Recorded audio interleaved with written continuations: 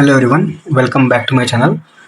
This video is very important because जो इस video में मैं बताऊंगा आपको कि Delhi pharmaceutical science and research institute university जो कि दीपसार होता है, जो कि number 1 pharmacy university of India है, उसमें एडमिशन जो है कैसे मिलेगा। और ये भी बताऊंगा कि कब से फॉर्म स्टार्ट होना है, कब से फॉर्म फिलअप स्टार्ट हो जाएगा और आपको कैसे फॉर्म फिलअप करना है, और क्या आपको नाइपर को छोड़ के ये दीपसार लेना चाहिए कि नहीं लेना चाहिए। ठीक है, सो ये इस वीडियो में मैं पूरा बताने वाला हूँ। एक लास्ट में एक स्टोरी बताऊंगा जो कि बहुत ज़्यादा इंपॉर्टेंट होगा आप लोगों के लिए। ठीक है, तो उससे आप जो है पता कर पाएंगे कि हाँ मुझे दीपसार लेना चाहिए कि नहीं लेना चाहिए और अदर नाइपर्स। ठीक है, और जो है मैं ब्रोचर जो है अभी प्रॉस्पेक्टस जो है बना नहीं है इनका 2026-27 का, तो मैं जो है लास्ट ईयर का जो ब्रोचर होगा उसी को यूज़ करके आप लोगों को इसके बारे में बताने वाला हूँ। लेकिन डेट जो है वो आ चुका है, तो डेट जो है मैं इसी वीडियो में आपको एग्जैक्टली वही बताऊंगा जो कि इस बार उन्होंने रिलीज कर दिया है। कब कब इन्होंने फॉर्म फिलअप करना है, कैसे एडमिशन होता है, वो सब मैं इस वीडियो में आपको बताने वाला हूँ। So watch till the end. Okay, so सबसे पहला इम्पोर्टेंट बात ये है कि जो एडमिशन है वो आपका हो गया, फॉर्म फिलअप स्टार्ट होना है। तो सबसे पहले हम जानते हैं दीपसार का नोटिफिकेशन जो है वो आ चुका है 2026 और 2027 एडमिशन के लिए। ठीक है, और दीपसार जो ये फॉलोइंग कोर्सेज जो है वो इन, अगर आप फार्मास्यूटिकल से देखें, डिटेल देखें तो डी फार्म इसमें होता है, बी फार्म होता है, और फार्मास्यूटिकल केमिस्ट्री में एक एम फार्म होता है, फार्मास्यूटिक्स में, फार्माकोलॉजी में, इंडस्ट्रियल फार्मेसी में, क्वालिटी एश्योरेंस में फार्मेसी होता है। यानी टोटल जो है 5 डिपार्टमेंट्स में उन्होंने एम फार्म रखा है। ठीक है, सो तो इसमें आपके लिए वो अच्छा चांस हो सकता है कि आपको इसमें एडमिशन मिले। तो ठीक है, सो अभी जो फॉर्म है वो कब स्टार्ट होने वाला है तो ये आपको बता देता हूँ। एडमिशन तो यूजी प्रोग्राम है उनका मेरिट बेस पे होगा। ठीक है, अगर आप पीजी में एडमिशन ले जाते हैं मतलब तो आपको जो है CUET के बेसिस पे और आपके जीपेट स्कोर की बेसिस पे जो है वो इसमें एडमिशन होगा। ठीक है, और फर्स्ट राउंड में अगर आप जो है सीटें वैकेंट रह जाती हैं तो जो सेकेंड राउंड होगा उसमें जो है वो नॉन जीपेट कैंडिडेट भी एलिजिबल है और नॉन CUET जो स्टूडेंट है वो भी एलिजिबल है। सिर्फ उनका जो है एकेडमिक्स का जो है मेरिट लिस्ट देखा जाएगा कि किसका जो है कितना ज़्यादा CGPA है। जो कैंडिडेट हैं वो उनमें लिखा गया है कि प्रॉस्पेक्टस और जो वेबसाइट है उस पर जो है अच्छे से पढ़ें, उसको डिटेल इन्फॉर्मेशन उसमें देखने के लिए। ठीक है, सो सबसे पहले वेबसाइट का लिंक है, ये है आपका,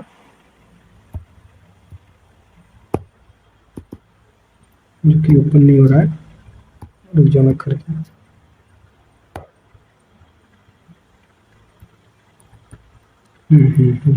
पहले से ही लॉस्ट दिखा रहा है admission.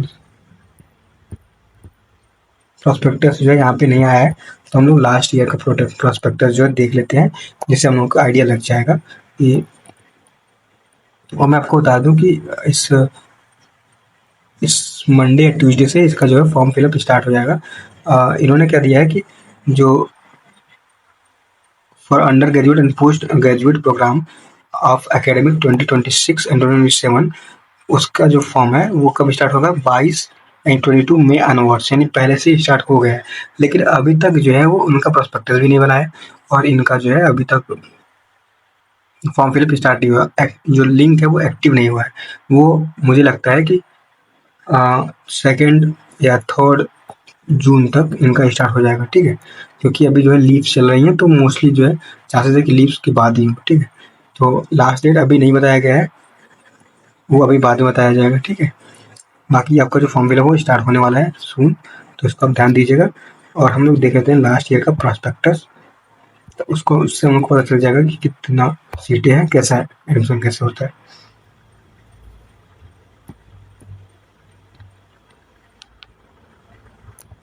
So this is the prospectus of last year, mostly जो है सिमिलर ही होता है, तो इसको हम लोग देख लेते हैं।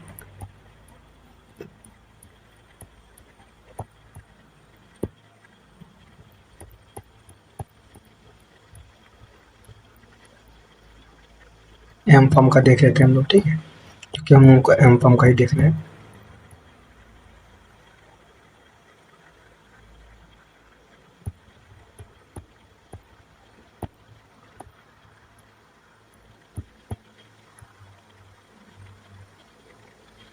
यार इन्होंने तो इसको सीधा रखा ही नहीं है।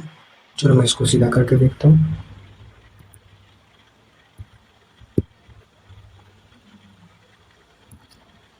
यही देख लेते हैं, ठीक है। सो टोटल एम फॉर्म में जो है ये सभी ब्रांचेज हैं: quality assurance, pharmaceutical chemistry, pharmaceutics, pharmacology and industrial pharmacy, ठीक है। और भी सभी ब्रांचेज हैं जो कि industrial industrial pharmacy, regulatory affairs, pharmaceutical analysis, pharmaceutical biotechnology, pharmacognosy and hydrochemistry, इनको इन्होंने अलग रखा है। तो पता नहीं इन्होंने अलग क्यों रखा है, ठीक है। तो ये जो है कैटेगरी वाइज जो है सीट इनटेक है इनका। तो टोटल सीट जो है वो क्वालिटी एश्योरेंस के लिए 12 है, ठीक है। और 8 सीटें हैं आपके केमिस्ट्री के लिए, फार्मास्यूटिकलॉजी के लिए और इंडस्ट्रियल फार्मेसी के लिए टोटल टोटल 6 सीटें हैं, ठीक है। और इंडस्ट्रियल रेगुलेटरी अफेयर्स जो कि अच्छा कोर्स है, यहाँ पे 15 सीटें हैं। और ये सब बायोटेक्नोलॉजी और फाइटोकेमिस्ट्री के लिए 15 सीटें हैं। बाकी आप सीटें देख सकते हैं, ठीक है। इसमें इन्होंने लिखा है कि drug regulatory science M form में है, 2 साल का कोर्स होता है, ठीक है, जो कि स्पॉन्सर्ड कैटेगरी के लिए इंडस्ट्रियल उनके लिए है, ठीक है। अब हम लोग देख लेते हैं इनका। ये सब तो बी फार्म का है, जरूरी नहीं हम लोगों के लिए।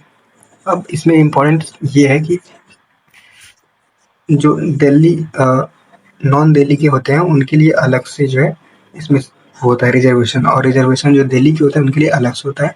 और ऐसे बच्चे जो दीपसार से होते हैं उनके लिए अलग से रिजर्वेशन होता है। मतलब ये देख लीजिए, आपको पूरा रिजर्व है दीपसार वालों के लिए। तो अगर आप दीपसार से पहले से ही पढ़ते हैं दीपसार में, तो आपका चांसेस जो है ज़्यादा हो जाते हैं आपको एडमिशन मिलने के। अदरवाइज जो है थोड़ा ये होता है।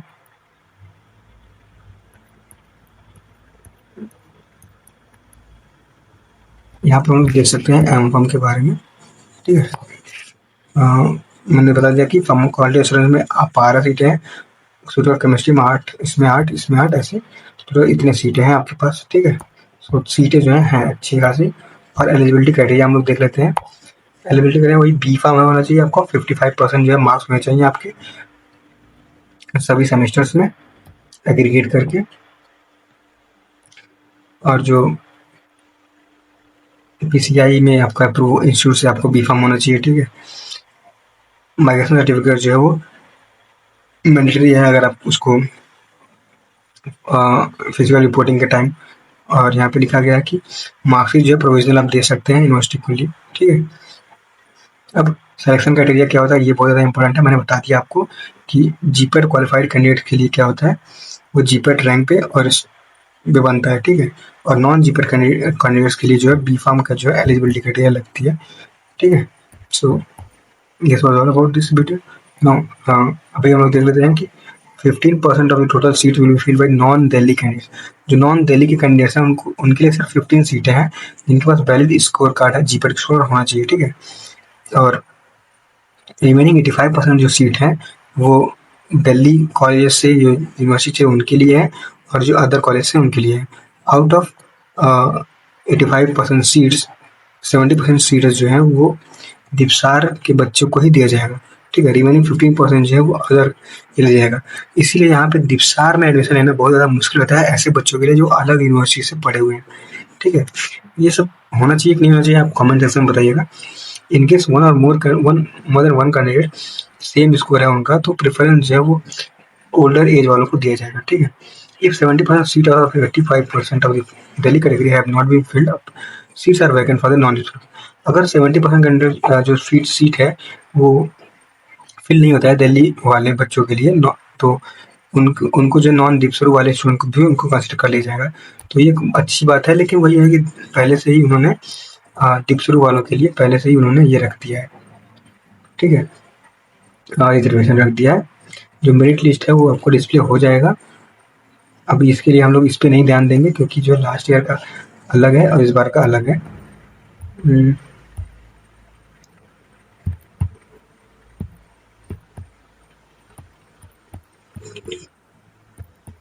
सो हाँ, अब हम लोग ये स्टोरी जान लेते हैं एक जो आपको बताने वाला था। तो एक स्टूडेंट था जो कि नाइपर में जो है अच्छी रैंक लाया था, अंडर 100 रैंक लेकर आया था, ठीक है। और वो दीपसुर में बी फार्म किया था, ठीक है। और मेरे साथ वो काउंसलिंग में बैठा था। फिर क्या हुआ कि मैंने पूछा, भाई अगर आपको सूटिक्स नहीं मिली यहाँ पे तो क्या करेंगे आप? तो उसको जो है सूटिक्स नहीं मिली मोहाली में।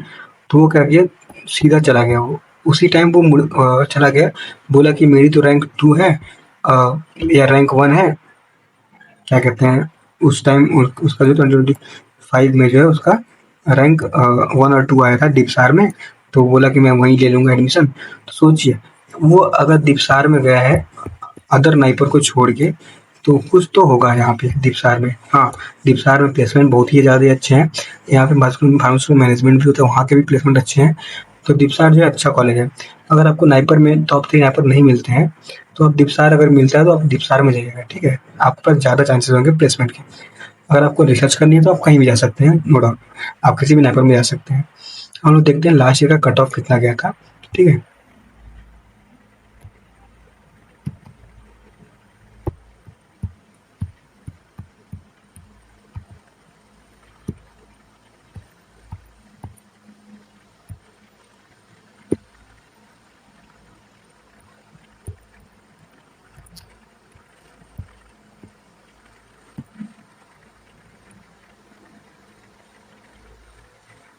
लास्ट ईयर का देखा जाए तो एम फॉर्म में लास्ट कट ऑफ का स्कोर जो था 219 था, 159 था। एससी कैटेगरी के लिए, जनरल कैटेगरी है 219, और एसटी के लिए नॉट एप्लीकेबल, और ईडब्ल्यूएस के लिए बहुत ज़्यादा हाई कट ऑफ था 285, और ओबीसी कैटेगरी के लिए 174, ठीक है। तो कट ऑफ जो है वो कम जाता है, लेकिन थोड़ा टफ रहता है। वो इतने सारे जो क्या कहते हैं वो है रिजर्वेशन क्राइटेरिया जो है उसके लिए। अब देखो, जो 2025 और 2026 का है, वेट यूजी के लिए ना, यूजी के लिए चाहिए हमको चाहिए पीजी के लिए। सो पीजी का नहीं है, तो मैंने आपको बता दिया कट ऑफ वगैरह कैसा ही होगा, ऐसे ही होगा, ठीक है। सो अगर आपकी जीपीआर में अच्छी रैंक आई है तो आपको इजीली जो है इसमें एडमिशन मिल जाएगा। So this was all about this video. Thank you for watching this video. अगर आपको कोई इससे रिलेटेड प्रॉब्लम हो तो आप पूछ सकते हैं, क्योंकि मेरे कॉलेज में कई सारे बच्चे जो दीपसार के हैं, तो वो मैं उनसे पूछ के आपको मैसेज जो कन्वे कर दूंगा। So thank you for watching this video. Thank you.